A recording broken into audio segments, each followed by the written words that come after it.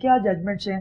اب returning officer کے سامنے دو پوزیشنز ہیں، جیسے چیمہ صاحب نے عرض کی کہ ایک تو ایک نیا قانون ہے اور دوسرا جو ہے وہ ججمنٹ ہے سپریم کورٹ کی.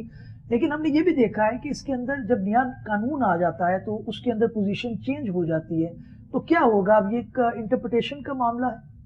سر دیکھیں، جیسے ابھی انہوں نے بڑے اچھے طریقے سے یہ سارا ایکسپلین کیا اور میں بالکل ان سے 100% اتفاق کروں گی، بیکاز میں صبح سے اس چیز کے اوپر کافی ڈیٹیل میں ذرا ریسرچ کر رہی تھی اور پڑھ بھی رہی تھی.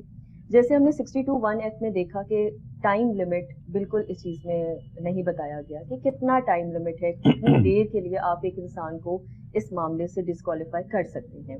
اب جیسے لیکن 63 میں اس کا اگین ٹائم لمٹ آپ نے بتا دیا، لیکن اگر آپ نے کنوکٹ کسی کو ایک سیکشن کے تحت کی اور دوسرے کے اندر نہیں کی تو ظاہر ہے دوسری والی چیز نہیں لگتی.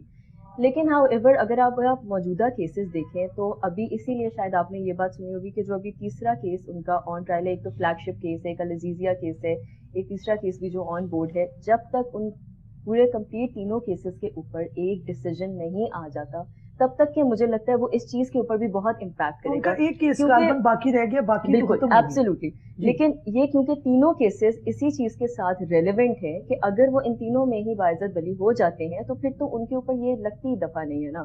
جب آپ نے دفعہ ہی وہ نہیں لگانی ہے تو پھر تو جس طریقے سے ریٹروسپیکٹیو والی ڈیبیٹ. خالد صاحب کو بھی شامل گفتگو. خالد صاحب بڑی اچھی بات کی ہے بیرسٹر صاحب، انہوں نے کہا کہ جب آپ کی بنیادی کنوکشن جو ہے وہی ختم ہو جاتی ہے تو پھر آپ کے اوپر یہ 62